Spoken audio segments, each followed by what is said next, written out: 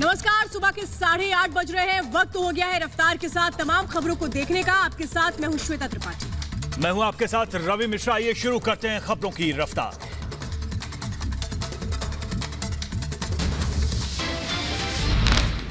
LAC पर भारतीय और चीनी सैनिकों के बीच झड़प। गलवान घाटी में कर्नल समेत 20 भारतीय जवान शहीद। सेना का आधिकारिक बयान आया सामने। भारतीय सैनिकों के साथ झड़प में चीन को भी भारी नुकसान। एएनआई के मुताबिक खूनी झड़प में 43 चीनी सैनिक हताहत। भारत चीन सीमा पर 45 साल में पहली बार बहा खून। इससे पहले 70 के दशक में फायरिंग में 4 जवान हुए थे शहीद। एलएसी में चीन के साथ झड़प पर विदेश मंत्रालय का बयान। कहा, लड़ाई चीन ने शुरू की। झड़प में दोनों तरफ के जवान जख्मी हुए। बातचीत से विवाद सुलझाने की को प्रतिबद्ध। एलएसी पर खूनी टकराव को लेकर संयुक्त राष्ट्र ने जताई चिंता। भारत चीन से संयम बरतने की अपील। अमेरिका की भी दोनों देशों के बीच बढ़ रहे तनाव पर पैनी नजर। लद्दाख में भारत चीन के बीच तनाव बढ़ने के बाद हिमाचल प्रदेश में अलर्ट। चीनी सीमा से सटे किन्नौर और लाहौल स्पीति जिले में बढ़ाई गई चौकसी। प्रधानमंत्री मोदी के साथ गृह मंत्री अमित शाह की बैठक हुई। करीब 3 घंटे तक चली बैठक। विदेश मंत्री जयशंकर ने एलएसी के हालात पर दी डिटेल जानकारी। खूनी झड़प पर रक्षा मंत्री राजनाथ सिंह के घर high level meeting. CDS army chief Naravane के साथ एलएसी के हालात पर चर्चा। आर्मी चीफ एमएम नरवणे का पठानकोट दौरा रद्द। गलवान घाटी में झड़प के बाद बदला फैसला। लद्दाख में एलएसी पर हालात को लेकर भारत और चीन के बीच सैन्य अफसरों की बैठक हुई। दोनों देशों में अलग अलग स्तर पर बातचीत। देश भर में चीन के खिलाफ फूटा लोगों का गुस्सा। कानपुर में चीनी राष्ट्रपति का पुतला फूका गया। सैनिकों की शहादत का मांगा बदला। यूपी में चीन के खिलाफ प्रदर्शन। बहराइच में समाजवादी पार्टी के कार्यकर्ताओं ने चीन का पुतला फूका। चीन की हिमाकत का विरोध। भोपाल में चीन के खिलाफ सड़क पर उतरे लोग। चीनी सामान को जलाकर विरोध जताया। गुजरात के अहमदाबाद में राष्ट्रपति शी जिनपिंग के खिलाफ लोगों का फूटा गुस्सा। चीन के खिलाफ नारेबाजी। जवानों की शहादत पर बोले कांग्रेस नेता अधीर रंजन। चीन से बदला ले मोदी सरकार ताकि वो फिर ऐसी हिम्मत ना करे। जवानों की शहादत पर केंद्र सरकार पर कांग्रेस हमलावर। रणदीप सुरजेवाला ने कहा, ऐसी घटनाएं स्वीकार नहीं। पीएम नरेंद्र मोदी और रक्षा मंत्री राजनाथ सिंह चुप्पी तोड़े। चीन के साथ सीमा पर तनाव का झारखंड में असर। दुमका से लेह जाने वाली श्रमिक स्पेशल ट्रेन को अंतिम वक्त में रद्द किया गया। 1600 मजदूर बीआरओ के लिए सड़क निर्माण करने वाले थे। ताइवान का चीन को मुंहतोड़ जवाब। ताइवान ने चीन के विमानों को खदेड़ा। चीन ने की थी घुसपैठ की कोशिश। कोरोना पर प्रधानमंत्री मोदी की मुख्यमंत्रियों के साथ बैठक का दूसरा दिन आज। देश में लॉकडाउन नहीं बढ़ने के आसार। छूट का बढ़ सकता है और ज्यादा दायरा। पीएम मोदी की मुख्यमंत्रियों के साथ बैठक के पहले दिन कोरोना के मौजूदा हालात पर चर्चा हुई। वीडियो कॉन्फ्रेंसिंग से जुड़े सभी मुख्यमंत्री। प्रधानमंत्री मोदी ने मुख्यमंत्रियों के साथ बैठक में कहा, एक एक जिंदगी कीमती है। दूसरे देशों के मुकाबले भारत में कम मौतें।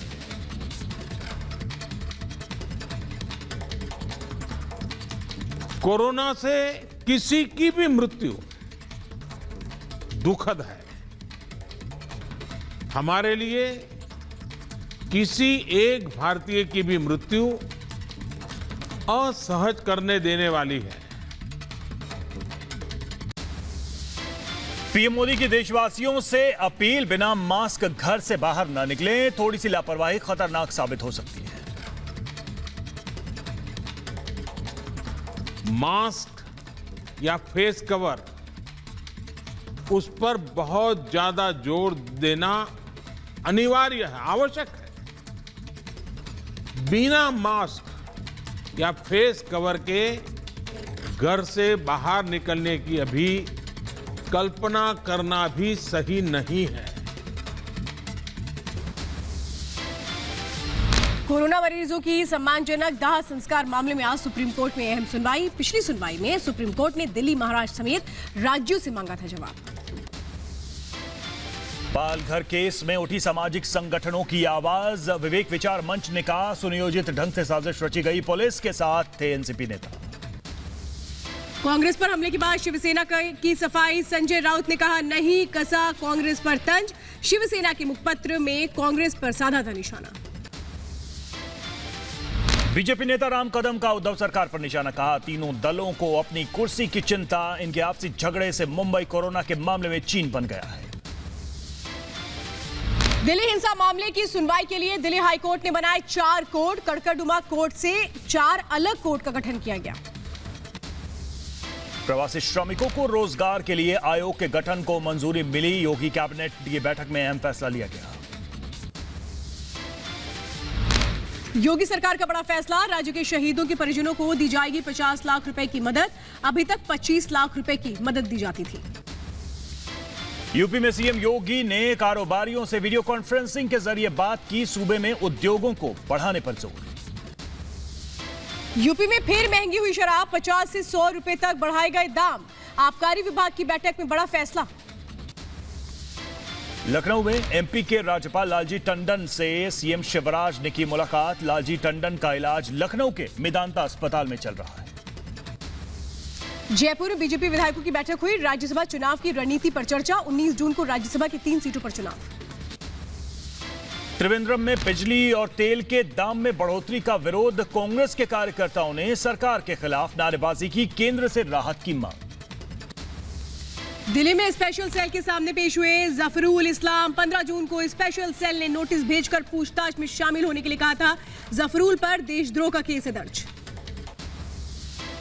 यूपी कांग्रेस अध्यक्ष अजय कुमार लल्लू को हाई कोर्ट से राहत। अजय कुमार लल्लू की जमानत मंजूर। 20 मई को आगरा पुलिस ने किया था गिरफ्तार। ग्रेटर नोएडा में ऑटो पार्ट्स के गोदाम में लगी भीषण आग। घंटों की कड़ी मशक्कत के बाद आग पर पाया गया काबू। आग लगने की वजह साफ नहीं। यूपी के रामपुर में मामूली विवाद में 2 पक्षों में जमकर झड़प। दोनों पक्षों में जमकर चले लाठी डंडे, मारपीट का वीडियो सोशल मीडिया पर वायरल। आंध्र प्रदेश के श्रीकाकुलम में कुएं में डूबने से 2 बच्चों की मौत। खेलते खेलते कुएं में गिरने से हुआ हादसा, परिवार में कोहराम। लखनऊ में वीआईपी गेस्ट हाउस की दीवार पर लगाए गए विवादित पोस्टर। यूपी में 69,000 सहायक शिक्षक भर्ती और पशुपालन विभाग में टेंडर घोटाले को लेकर ये पोस्टर्स लगाए गए। आंध्र प्रदेश के नेल्लूर में रेत की टीलों के नीचे मिला भगवान नागेश्वर स्वामी का मंदिर। 80 साल पहले रेत के नीचे दबा हुआ था मंदिर। ओडिशा के नया गढ़की महानदी के नीचे मिला 500 साल पुराना मंदिर। 150 साल पहले आई बाढ़ में डूब गया था पूरा गांव। देश में कोरोना मरीजों का आंकड़ा 3,43,091 पहुंचा। 9,900 लोगों की अभी तक मौत। देश में 24 घंटे में कोरोना के 10,667 नए मामले आए सामने। 380 लोगों की मौत। दिल्ली के स्वास्थ्य मंत्री सत्येंद्र जैन की कोरोना रिपोर्ट नेगेटिव आई। सांस लेने में शिकायत के बाद राजीव गांधी अस्पताल में कराया गया था भर्ती। दिल्ली में कोरोना के 1,859 नए केस। कोरोना का कुल आंकड़ा पहुंचा 44,000। अब तक 1,800 से ज्यादा मौतें। नोएडा में 29 साल का युवक कोरोना संक्रमित। नोएडा में कोरोना मरीजों का आंकड़ा पहुंचा 1,000 के पार। उत्तराखंड में कोरोना से 1 की मौत। कोरोना से करीब 2,000 लोग संक्रमित। कोरोना के बढ़ते संक्रमण से दहशत में हैं लोग। झारखंड में कोरोना के 34 नए केस। झारखंड में अब तक करीब 2,000 कोरोना पॉजिटिव। असम में कोरोना के 201 नए मामले। प्रदेश में कोरोना मरीजों की संख्या बढ़कर हुई 4,500 के पार। तेलंगाना में तेजी से बढ़ रहे हैं कोरोना के मामले। प्रदेश में एक दिन में 213 नए कोरोना पॉजिटिव। कोरोना से एक दिन में 4 लोगों की मौत। महाराष्ट्र में 24 घंटे में कोरोना के 27,000 से ज्यादा मामले सामने आए। 24 घंटे में कोरोना से 1,409 मौतें। सिर्फ मुंबई में ही 862 मौतें। यूपी में 507 नए लोगों में कोरोना की पुष्टि। 24 घंटे में कोरोना से 18 मौतें। सूबे में कोरोना मरीजों का आंकड़ा 14,500 के पार। हरियाणा में 24 घंटे में कोरोना के 550 नए केस। कोरोना से 24 घंटे में 18 मौतें। हरियाणा में कोरोना मरीजों का आंकड़ा 8,272 पहुंचा। बिहार में कोरोना का कहर। कोरोना से अभी तक 39 लोगों की जान जा चुकी है। कोरोना मरीजों का आंकड़ा करीब 7,000 पहुंचा। दिल्ली यूपी बॉर्डर पर सतर्क पुलिस, आने जाने वाले लोगों की चेकिंग कर रहे हैं पुलिसकर्मी। सिर्फ जरूरी सुविधाओं से जुड़े लोगों को पास दिखाने पर जाने की इजाजत। दिल्ली की गाजीपुर मंडी में उमड़ी लोगों की भीड़। लोगों ने नहीं किया सोशल डिस्टेंसिंग का पालन। लॉकडाउन के नियमों को तोड़कर खरीदारी करते नजर आए लोग। आईआईटी हैदराबाद के छात्रों ने बनाई कोविड-19 टेस्टिंग किट। इस किट के जरिए काफी कम कीमत में टेस्ट का दावा। सिर्फ 20 मिनट में आएगी रिपोर्ट। अयोध्या में पुलिस ने लॉकडाउन तोड़ने वालों के खिलाफ की कार्रवाई। सरयू घाट पर स्नान कर रहे लोगों को दी सजा।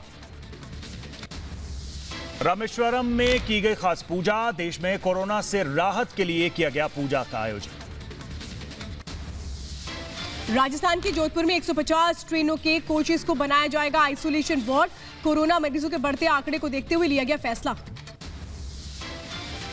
श्रीनगर में शुरू की गई चेरी की खेती और लॉकडाउन के लगभग 3 महीने बाद आखिरकार शुरू हुआ चेरी कारोबार। यूपी के अलीगढ़ में आम के दाम गिरने से किसान बेहद परेशान है। लॉकडाउन के चलते ग्राहकों की कमी के चलते गिर रहे हैं दाम।